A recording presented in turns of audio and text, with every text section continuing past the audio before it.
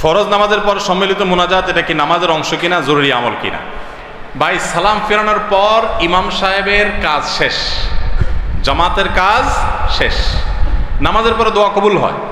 সেজন্য প্রত্যেকে নামাজের পর আল্লাহ সুবহানাহু ওয়া তাআলার কাছে মাসনুন দোয়াগুলো পড়বে, পাশাপাশি আল্লাহর কাছে যার যার সুবিধা অনুযায়ী দোয়া করবে, এটা শরিয়া সম্মত। কিন্তু নামাজের পর ইমামের সাথে মুক্তাদিরা মিলিয়ে বা একাকী যেভাবে হোক মুনাজাত হাত তুলে করতে হবে, এটাকে নামাজের অংশ মনে করলে সেটা অবশ্যই বিদআত। এই ব্যাপারে কোনো আলেমের দ্বিমত নাই, কোনো আলেমের দ্বিমত নাই। বিধায় এই ব্যাপারটা আমাদের কাছে ক্লিয়ার হওয়া দরকার। নামাজের সালাম ফেরানো শেষ, আমাদের জামাতের কাজ শেষ।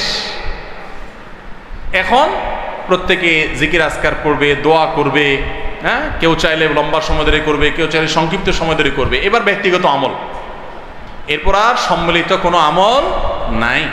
নবী করিম সাল্লাল্লাহু আলাইহি সাল্লাম 10 বছর মদিনায় যত নামাজ পড়েছেন সম্ভবত 18,000 ওয়াক্ত হয়, 18,000।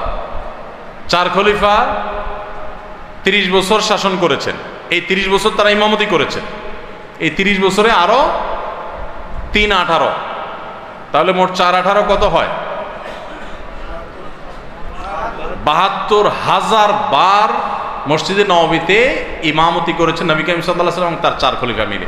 72,000 বার, কম বেশি।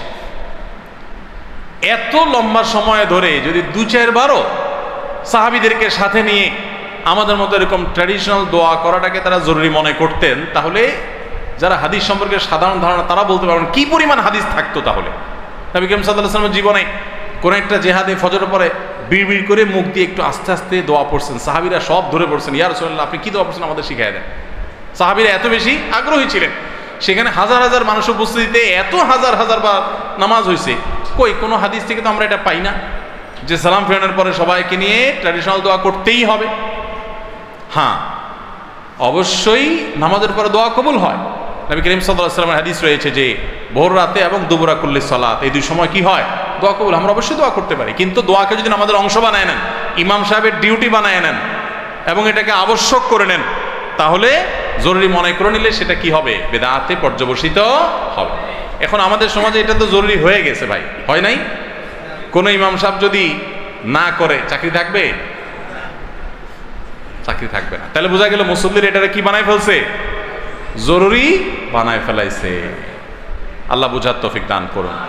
অনেক উলামা ইকরাম অবশ্য মুস্তাহাব বলেন, কিন্তু আপনার এটাকে যদি কেউ জরুরি বানায় ফেলায় তাহলে সেক্ষেত্রে এটা যে বেদাত, এই ব্যাপারে কারোর কোনো সন্দেহ, কোনো আলেমের দ্বিমত নাই।